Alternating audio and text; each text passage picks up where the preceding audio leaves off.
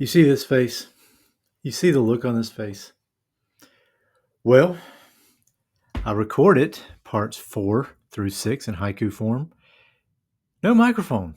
So the microphone was turned off. It was on mute because I was using my AirPods to record that midway point. I turned the microphone on so it wouldn't have any audio interference.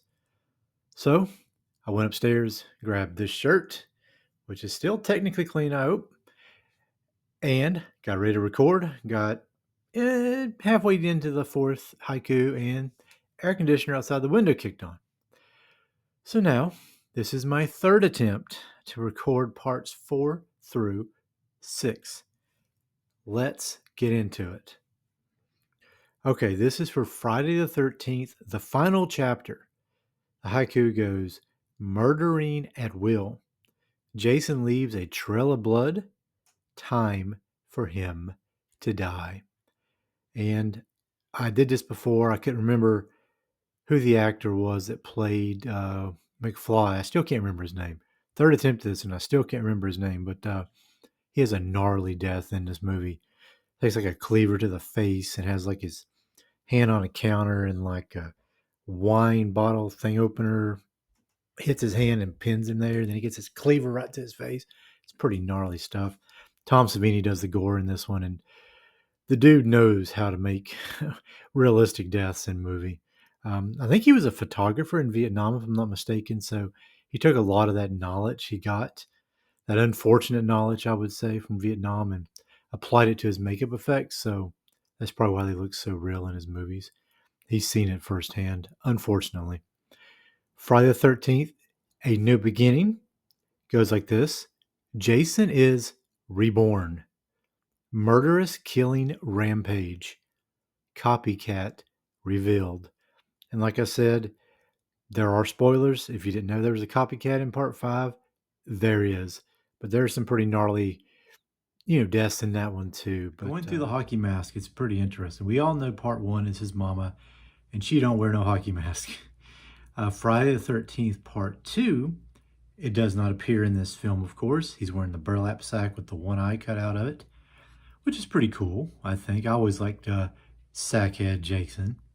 Part 3 is where we really get to know Jason Voorhees. And it says, in this film, the mask has a red arrowhead triangle in between the eyes, as well as 2 red triangles on either side of the nose. See? A little more detail than you thought. And I was going through this going, wow, I didn't realize these masks had so much detail to them. Friday the 13th, part 4, the final chapter. Your laugh here, of course. This is relatively unchanged. The differences between this mask and the one from part 3 are the crack in the forehead from the axe got delivered to him, the center triangle having its right side peeled off, and the triangle on the sides of the nose are worn off with only outlines remaining. Friday the 13th, part 5, A New Beginning.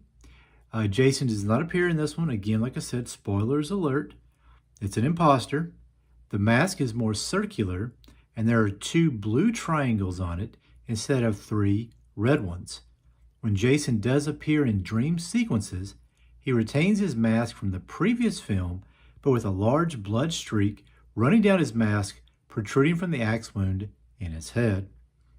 And part 6, the last haiku we'll have in this series, is from part 6.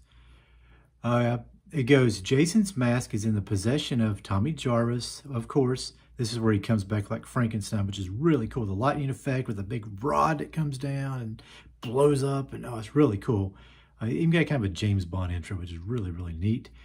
I'm trying to scan through here.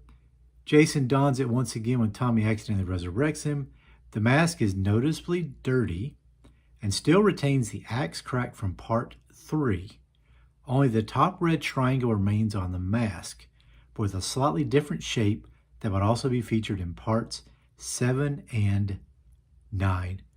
And that is it for the midway point. So let's get on back to the microphone, undo these AirPods, and we'll get back to the episode.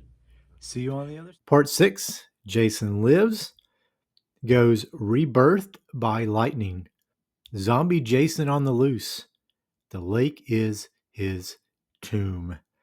And that is it. I'm looking at a green light on the microphone, which means it recorded. I don't hear an AC running outside. The shirt, I think, is still clean. And let's wrap this thing up. Thanks again for tuning in. Thanks again for subscribing. Thanks again for just putting up with all my nonsense on this channel. And just thanks for being awesome people. Have a good one. Take care.